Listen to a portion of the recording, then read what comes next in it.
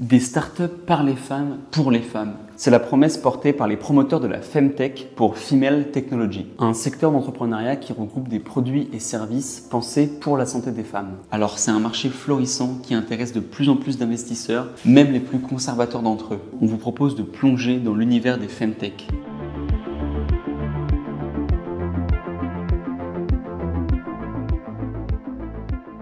Alors justement, parmi les milliardaires conservateurs qui s'intéressent soudainement au domaine de la santé des femmes, on peut citer le nom de Peter Thiel. Le libertarien trumpiste a investi près de 3 millions d'euros dans une application de suivi de cycle menstruel. Et c'est particulièrement étonnant quand on sait que ce dernier laissait entendre en 2009 qu'accorder le droit de vote aux femmes aurait, je cite, « abîmé la démocratie ». Et par ailleurs, il a financé le mouvement MAGA à hauteur de plusieurs dizaines de millions d'euros ces dernières années. L'application dont je parle, elle s'appelle 28 et on a fait un article spécifique à ce sujet sur le site de Politis. Donc je vous laisse aller le découvrir si ça vous intéresse. Bon, là je vous parle de milliardaires un peu chelous qui s'intéressent à ce domaine. Vous êtes peut-être un peu perdu, mais on va tout reprendre depuis le début. Déjà, on attribue le terme Femtech à l'entrepreneuse danoise Ida Tin, fondatrice de Clue, une application de suivi de règles.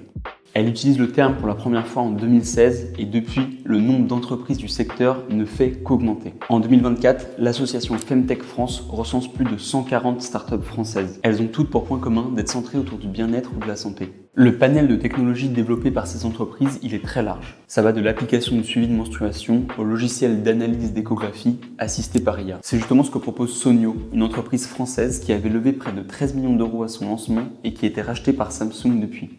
Alors cet essor, il vient pas de nulle part. La non prise en compte du genre et les discriminations sexistes impactent clairement la recherche médicale et la prise en charge des patientes. Il y a un vrai manque d'intérêt et de moyens pour les maladies dites féminines, au détriment de la santé des femmes et des minorités de genre. Par exemple, d'après la fondation Agir pour le cœur des femmes, lors d'un arrêt cardiaque en dehors de l'hôpital, les femmes ont un risque de décès 2 fois plus élevé que les hommes. Face à ce constat clairement alarmant, les applications de suivi de cycle menstruel, par exemple, ont clairement des effets bénéfiques. Elles permettent de lever des tabous et de rendre accessibles certaines connaissances médicales. Par exemple, l'application allemande Clue, elle met à disposition des articles pédagogiques sur les douleurs pendant les règles ou encore sur les effets d'une interruption volontaire de grossesse. Dans le livre Les Négligés, écrit par les journalistes Solène Lehen et Marie-Morgane Lemoel, elle cite la neurobiologiste Catherine Vidal à ce sujet. Des millions de femmes utilisent ces applications dans des pays d'Afrique ou d'Asie où elles n'ont pas accès à des soins médicaux dignes de ce nom.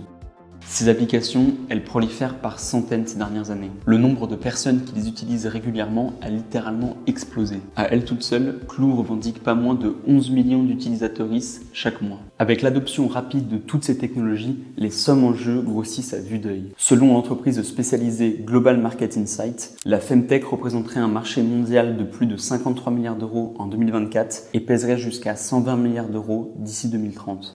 Alors forcément, avec tout cet argent en jeu, comme on l'a dit au début de la vidéo, les investisseurs de la Silicon Valley, majoritairement des hommes, commencent à s'intéresser un peu à ce domaine. Ils se rendent peut-être compte qu'il y a beaucoup d'argent à se faire quand on vend des produits qui ciblent la moitié de la population mondiale. Par contre, faut pas se faire d'illusions, ce petit boys club d'investisseurs, ils préfèrent quand même financer des entreprises créées par des hommes. En tout cas, c'est ce que montre une étude relayée par The Guardian. Les startups de Femtech ont moins de chances d'obtenir un financement si une femme fait partie de l'équipe fondatrice. Et ces chances, elles se réduisent encore plus si elles incluent les mots droits des femmes, égalité, féminisme, discrimination ou encore inclusion dans les demandes de financement. Elles sont alors accusées de militantisme, les vilaines féministes. Selon le chercheur à l'université de Poitiers, Marion Coville, responsable du projet de recherche Menstrutech, c'est avant tout pour des raisons financières que des entrepreneurs comme Peter Thiel s'intéressent à ce secteur. Mais il y a aussi un enjeu politique. De plus en plus de personnes avec une vision conservatrice investissent dans le domaine du bien-être féminin. Évidemment, c'est assez inquiétant comme phénomène quand on voit la quantité de données de santé très sensibles stockées par ces entreprises. D'après Marion Coville, pour les industries de la tech, notamment aux États-Unis, les données personnelles de santé représentent une véritable mine d'or. Certaines sociétés n'ont d'ailleurs aucun scrupule à revendre allègrement ces informations personnelles. Toujours dans le livre Les Négligés, les autrices citent un exemple particulièrement frappant.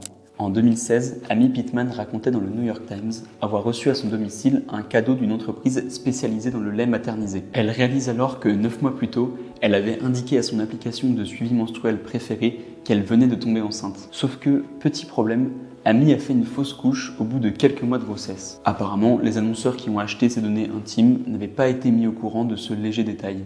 Toujours dans le livre Les Négligés, La docteure Ghada Hatem, fondatrice de la Maison des Femmes à Saint-Denis, critique vivement ce qu'elle appelle la financiarisation de la santé. Elle prend l'exemple de la multiplication des centres privés dédiés à la santé des femmes.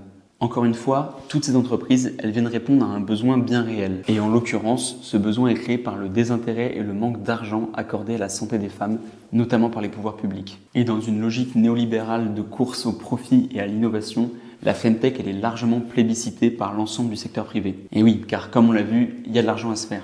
Ceci étant dit, même si les biais sexistes sont encore bien ancrés, il y a beaucoup d'acteurs de la Femtech qui essayent vraiment de faire bouger les choses. Par exemple, malgré les inégalités de financement, selon l'association Femtech France, 94% des startups du domaine sont cofondées par des femmes. Et concernant les applications de suivi de cycle menstruel, il ne faut pas tout mettre dans le même panier. L'application Clou, par exemple, est basée en Europe où les lois protègent davantage les consommateurs en termes de protection de données. Et l'entreprise insiste sur le fait qu'elle ne revend aucune donnée. D'autres solutions plus radicales existent aussi. On peut citer Drip pour prendre un exemple. Elle est open source, inclusive et toutes les données sont stockées en local sur le téléphone. Bon, par contre, on est obligé de parler d'autres dérives potentielles qui peuvent être plus graves. Parce que pour certains États, tous ces nouveaux outils numériques, ils peuvent aussi servir à des fins de surveillance, voire de répression. Et depuis la révocation de l'arrêt Roe vs Wade aux États-Unis en 2022, beaucoup de personnes qui utilisent régulièrement ces applications menstruelles s'inquiètent particulièrement de la protection de leurs données. En plus, le Cloud Act, une loi fédérale sur l'accès aux données, contraint les entreprises à collaborer avec les autorités judiciaires. Et avec un accès à ces données, un gouvernement peut par exemple facilement traquer des personnes qui auraient recours à l'IVG. Et de l'autre côté de l'Atlantique, on n'est pas épargné non plus. Le média The Observer a révélé une nouvelle directive venant de l'organe de coordination de la police britannique. Dans le cas d'une enquête concernant une fausse couche tardive, la police anglaise peut maintenant fouiller le téléphone et les applis de santé d'une femme pour connaître ses intentions concernant sa grossesse. Alors, c'est clairement des dérives technosécuritaires qui font froid dans le dos, mais le chercheur Marion Coville rappelle aussi que ces applications constituent une goutte d'eau dans l'océan des instruments de répression et de surveillance étatique. Je cite, « C'est un outil de plus qui peut être utilisé à des fins de surveillance, mais ce n'est clairement pas le seul. Quand un État décide de criminaliser toute une partie de sa population, l'arsenal technique et juridique à sa disposition est déjà suffisamment développé pour pouvoir le faire. » Voilà, on s'arrête sur cette note joyeuse et je vous remercie beaucoup d'avoir suivi cette enquête vidéo de Politis. Pensez vraiment à nous soutenir en nous suivant sur les réseaux sociaux, en partageant notre travail et si vous le pouvez, vous pouvez aussi nous aider financièrement en nous faisant un don, en vous abonnant, tout ça sur le site de Politis.